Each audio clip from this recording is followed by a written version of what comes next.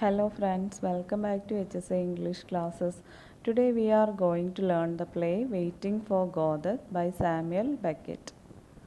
It was first published in 1952 and the English subtitle of the play was A Tragi-Comedy in Two Acts, and the setting of the play included an open country road, a leafless tree and a mound of earth. It is a 20th century play and belongs to the theatre of absurd. Martin Esslin coined the term theatre of the absurd. It is an existentialist play. The primary theme of the play is time. Godot signifies an elusive God who promises salvation but never arrives. Now let us learn the characters of the play. Vladimir. Vladimir is one of the two main characters of the play. Estrogen calls him Didi and the boy addresses him as Mr. Albert. He seems to be the more responsible and mature of the two main characters. Estrogen, the second of the two main characters, Vladimir calls him Gogo. He seems weak and helpless, always looking for Vladimir's protection. He also has a poor memory as Vladimir has to remind him in the second act of the events that happened the previous night. Poso. He passes by the spot where Vladimir and Estrogen are waiting and provides a diversion. In the second act, he is blind and does not remember meeting Vladimir and Estrogen the night before. Lucky. Poso's slave who carries Poso's bag and stool. In Act 1, he entertains by dancing and thinking. However, in Act 2, he is dumb. Boy. He appears at the end of each act to inform Vladimir that Godot will not be coming that night. In the second act, he insists that he was not there in the previous night. Godot, the man for whom Vladimir and Estrogen wait unendingly. Godot never appears in the play. His name and character are often thought to refer to God.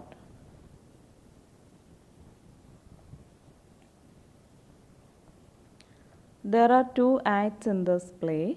Let us learn the first act. The play opens with the two men, Vladimir and Estrogen, meeting by a leafless tree whose species is later speculated to be that of willow. Estrogen notifies Vladimir of his most recent troubles. He spent the previous night lying in a ditch and received a beating from a number of anonymous assailants. The duo discuss a variety of issues, none of any apparent severe consequence, and it is revealed that they are awaiting a man named Godot. They are not certain if they have ever met Godot, nor if he will even arrive. Poso and his slave, Lucky, subsequently arrive and pause in their journey. Poso tries to engage both men in conversation.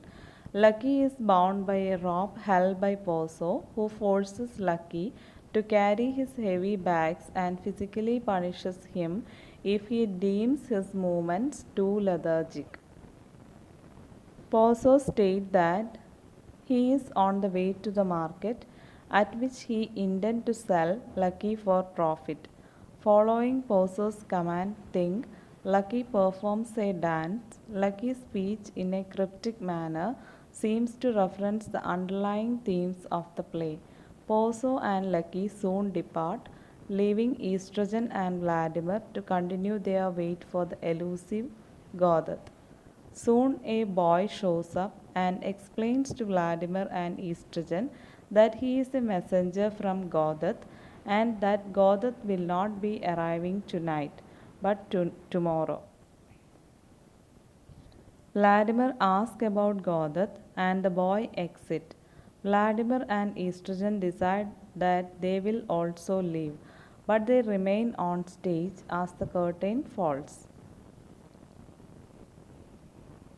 Now let us learn Act 2. It is the following day. Vladimir and Estrogen are again waiting near the tree.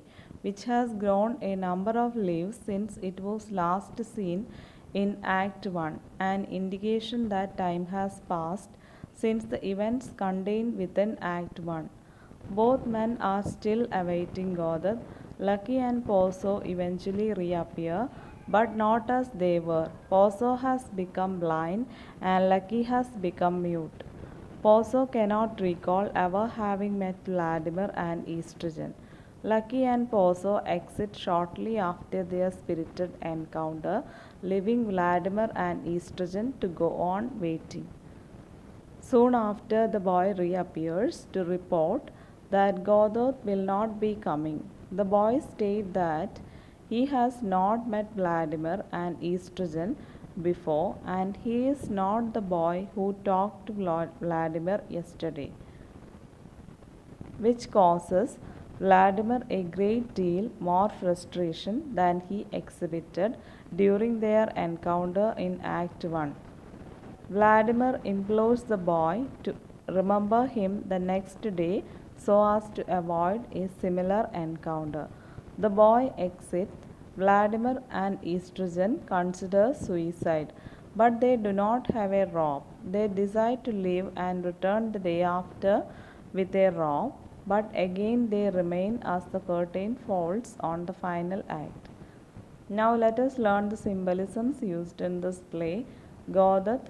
Godath symbolizes God. Men may wait in vain for the arrival of God and never really know what they are waiting for. Vladimir. Vladimir represents the human mind and soul. He is the logical and knowledge that mankind possesses. Estrogen. Estrogen is the human body. He cannot survive without the mind and soul, otherwise, he would be lost. The mind rules the body just like Vladimir rules estrogen. Thank you.